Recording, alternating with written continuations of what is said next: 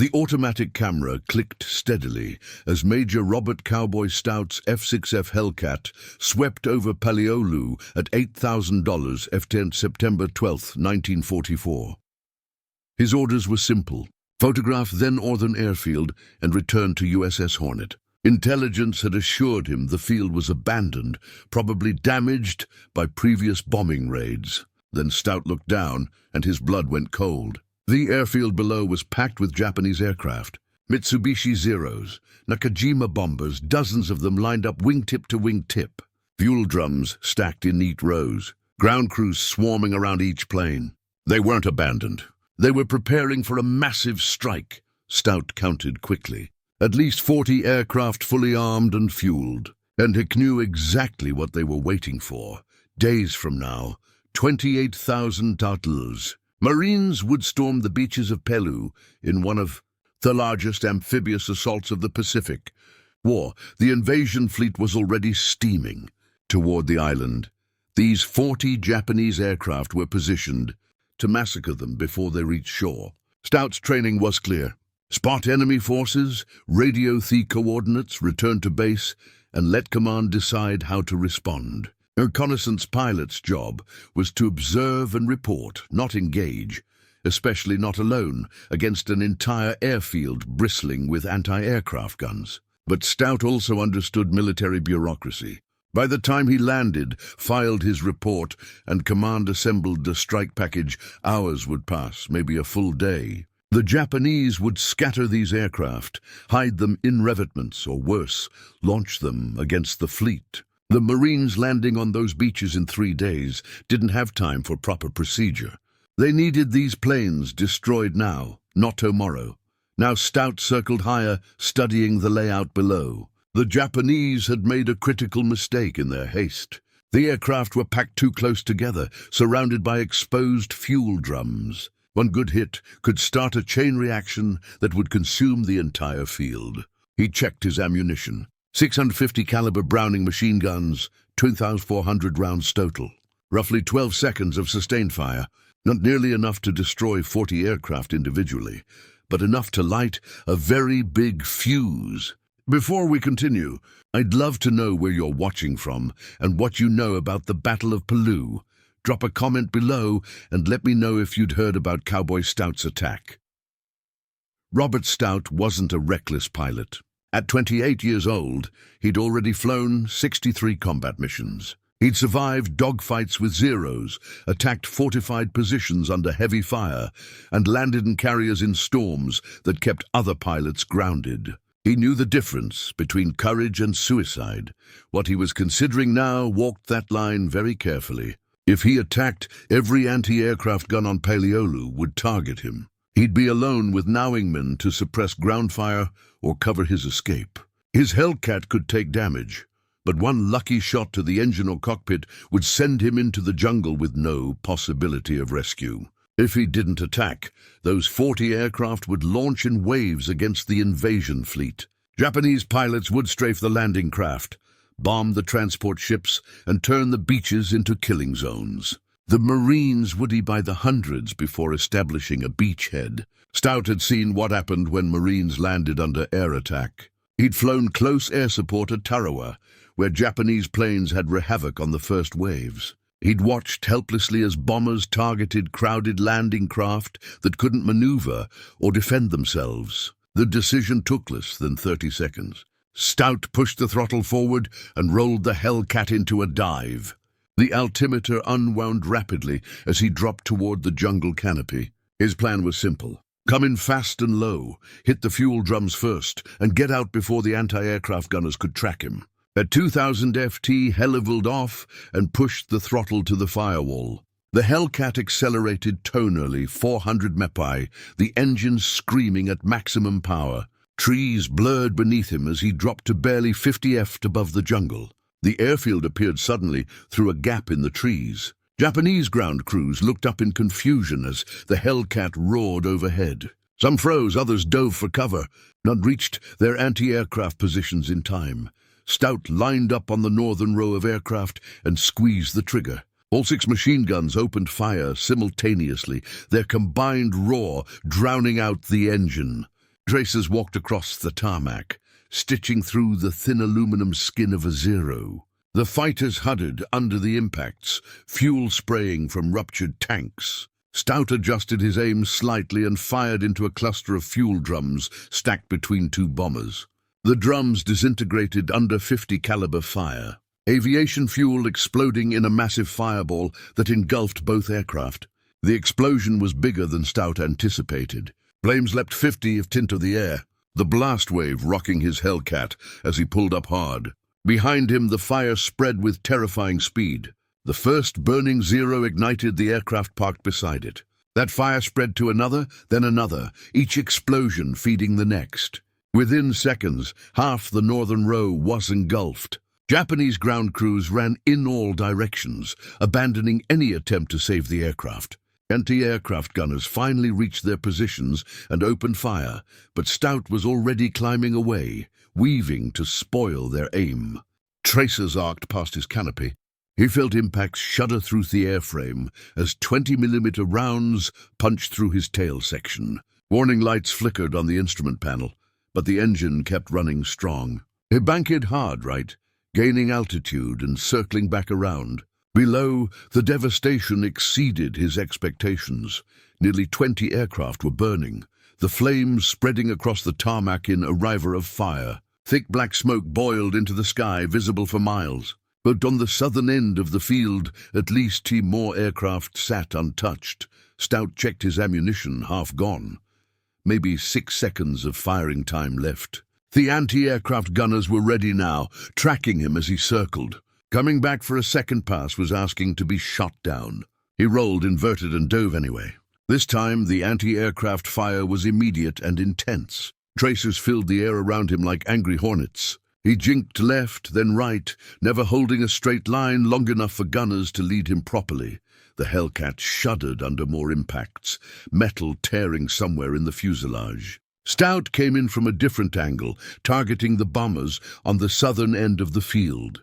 His remaining ammunition hammered into the aircraft, shredding control surfaces and puncturing fuel tanks. He walked his fire across a fuel truck, which exploded with enough force to flip a nearby bomber onto its back. The secondary explosions started immediately. Burning fuel from the truck spread toe-stacked ammunition crates, which detonated in a rapid series of blasts. The bombers' own ordnance cooked off, tearing the aircraft apart from within. Within moments, the southern row was burning as fiercely as the northern. Stout's guns fell silent, empty. He'd fired every round. The Hellcat felt sluggish as he pulled up, damaged control surfaces making it fight him. More warning lights. Something was leaking, leaving a thin trail of smoke. But below him, the entire airfield was San Inferno. Every aircraft, every fuel drum, every structure was consumed by fire. The smoke column rose thousands of feet, marking the spot like a funeral pea. Stout pointed the damaged Hellcat toward the ocean and nursed it back to USS Hornet. The hydraulics were failing, making the controls heavy and unresponsive. Oil pressure was dropping. He wasn't sure the landing gear would extend, but at least the engine was still running. The flight back felt longer than Theatac. Adrenaline faded, replaced by the realization of what he'd just done. He'd directly disobeyed orders. Instead of taking photographs and returning like he was told, he'd single-handedly attacked an entire airfield. Court-martial was a real possibility. So was getting chewed out by every officer between him and the admiral. But the alternative, watching those 40 aircraft massacre the Marines, would have been worse than any punishment the Navy could hand down. The Hornet appeared on the horizon. Stout radioed the tower and reported his situation.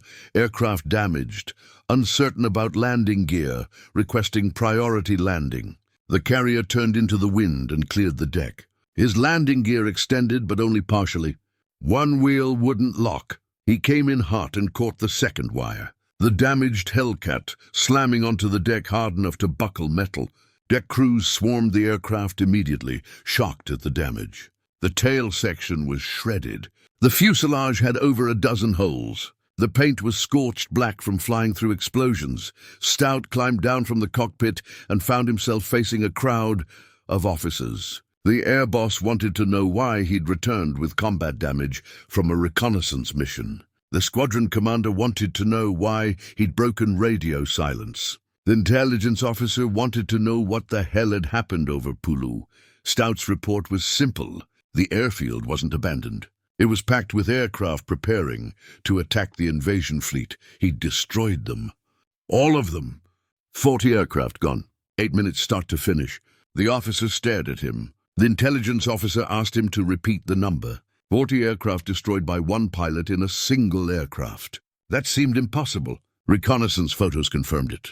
The next day, the northern airfield at Peleliu was completely destroyed. Not a single aircraft remained operational. Aerial photos showed the burned-out hulks of exactly 40 Japanese planes scattered across a blackened tarmac. Fuel dumps were craters. Structures were rubble. Intelligence officers revised their assessment of Japanese air strength on Peleliu. Instead of facing 40 aircraft on D-Day, the Marines would hit the beaches with complete air superiority. The Japanese air threat had been eliminated by one pilot who'd refused to follow orders. The Navy awarded Stout the Navy Cross, the second highest decoration for combat valor.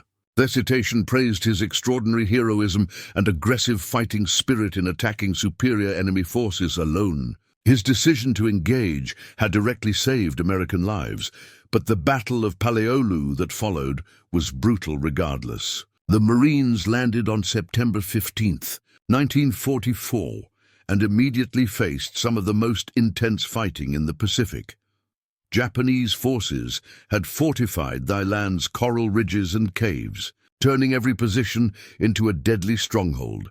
The battle lasted over 2 months and cost nearly 2,000 American lives. Yet without Stout's attack, the casualties would have been far worse. Those 40 Japanese aircraft would have attacked during the vulnerable first hours of the invasion, when Marines were packed in landing craft and transport ships. Air attacks and amphibious assaults were devastating because the troops couldn't take cover or maneuver. Military historians later calculated that Stout's solo attack probably saved between 500 and 1,000 Marine lives in the first day alone. His 8 minutes of combat had accomplished what a full squadron of bombers might have achieved, and he'd done it at exactly the critical moment before the Japanese could disperse their aircraft. After the war, Stout returned to California and lived quietly. He rarely spoke about what he'd done over Peleliu. His children grew up knowing their father had served in the Pacific, but they didn't learn the details until decades later. The Navy Cross sat in a drawer, not displayed on any wall. Friends who knew him described a man who was uncomfortable with attention or praise. When asked about the attack, he'd downplay it. "I saw planes that needed destroying, so I destroyed them," he'd say. Any pilot would have done the same. But not every pilot would have. Most would have followed orders, radioed back, and let command handle it through proper channels. That bureaucratic approach would have given the Japanese time to scatter their aircraft or launch them. Stout's willingness to disobey orders and trust his own judgment made the difference. His story remained largely unknown outside military aviation circles until historians rediscovered the mission reports decades later. When researchers cross-referenced his Navy Cross citation with Japanese records and aerial photos, they realized the full significance of what he'd accomplished. One man, one aircraft, 8 minutes, 40 enemy planes destroyed, potentially 1,000 lives saved. The attack demonstrated something that military strategists study to this day: the value of initiative at the tactical level. Stout couldn't have known for certain that his decision was correct. He was guessing about the Japanese plans, gambling that his assessment of the threat was accurate, and betting his life on his ability to execute the attack. Everything about the situation argued for caution. Follow orders, report back. Let someone higher up decide. But Stout understood that sometimes the person on the ground, seeing the situation with their own eyes, has better judgment than commanders looking at maps miles away. His willingness to trust his own assessment, even when it meant directly disobeying orders, embodied the principle of commander's intent. The Navy hadn't ordered him to attack that airfield, but they had sent him to protect the invasion force. He understood the intent behind his mission and adapted when circumstances demanded it. The Navy recognized this in awarding him the Navy Cross rather than court-martialing him. They understood that rigid adherence to orders would have resulted in disaster. Stout's disobedience was actually the highest form of following intent over instruction. Modern fighter pilots study Stout's attack in tactical training courses, not just for the flying skills it demonstrated, but for the decision-making under pressure. The military teaches that sometimes following orders to the letter means missing opportunities that won't come again. The attack also demonstrated perfect target prioritization. Stout didn't waste ammunition trying to destroy 40 aircraft individually, identified the fuel drums as the critical vulnerability, and exploited it. One bullet in the right place accomplished more than 1,000 bullets in the wrong places. Hood's approach from multiple angles, coming in low and fast to minimize exposure to anti-aircraft fire, showed tactical sophistication beyond simply pointing and shooting. He'd analyzed the defenses, planned his attack runs, and executed them despite taking damage. And critically, he'd known when to stop.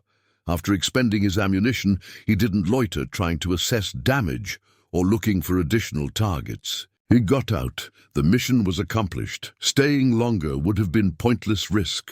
All of these decisions happened in seconds under fire, with no time for careful deliberation.